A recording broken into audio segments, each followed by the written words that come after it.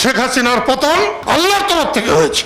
বৈষম্য বিরোধী আন্দোলনের সফলতা আমি তাদেরকে হাজারবার সম্মান জানাই, কিন্তু তারা যখন অথবা তাদের নামে যখন মুক্তিযোদ্ধাদের গলায় জুতার মালা পরায়, আমি বলে দিতে চাই তাদের গলায় একদিন মালা পড়বে।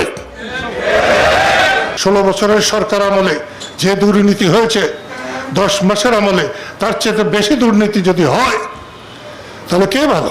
বৈষম্য বিরোধী আন্দোলনের এখন কোঠা করতেছ না? মুক্তিযোদ্ধার কোঠায় অসুবিধা হয়েছিল, এখন কোঠা করো না? তাকে সম্মানী দিচ্ছ না? স্বাধীনতা যোদ্ধাদের সম্মানী দিতে অসুবিধা, এদের কথা স্বাধীনতা সম্মানীদের সালাম দিয়া দিবা। কিন্তু আমাদের মধ্যে চেতনা থাকতে হবে, আমাদের চেতনা নাই। চেতনাই সব থেকে বড়। মুক্তিযুদ্ধটা হেলা খেলা না, আর মুক্তিযুদ্ধও কিন্তু 9 মাসের যুদ্ধ না।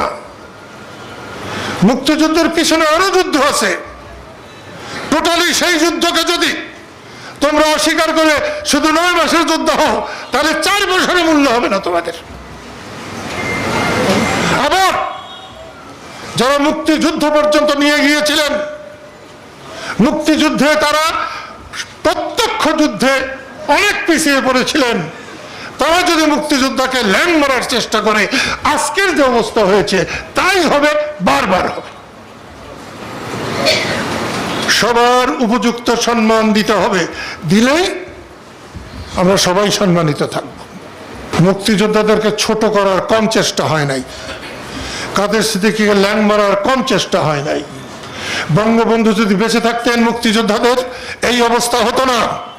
বৈষম্য বিরোধী আন্দোলনের সফলতা আমি তাদেরকে হাজারবার সম্মান জানাই, কিন্তু তারা যখন অথবা তাদের নামে যখন মুক্তিযোদ্ধাদের গলায় জুতার মালা পরায়, আমি বলে দিতে চাই তাদের গলায় একদিন মালা পড়বে। সেখান থেকে মুক্তি নাই। আমি কালকেও বলেছি, শেখ হাসিনার পতন আল্লাহর তরফ থেকে হয়েছে।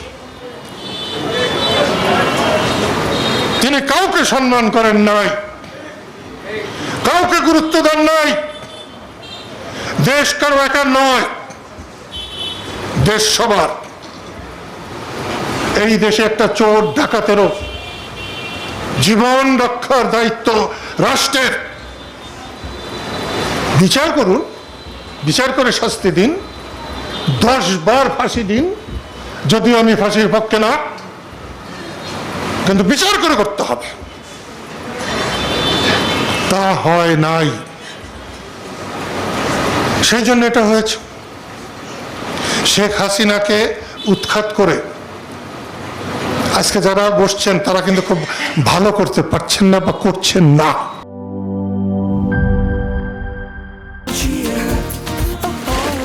চিল হবে রিফ্রেশিং মুডে। চিয়ার আপ, চলো উড়াই খুশি।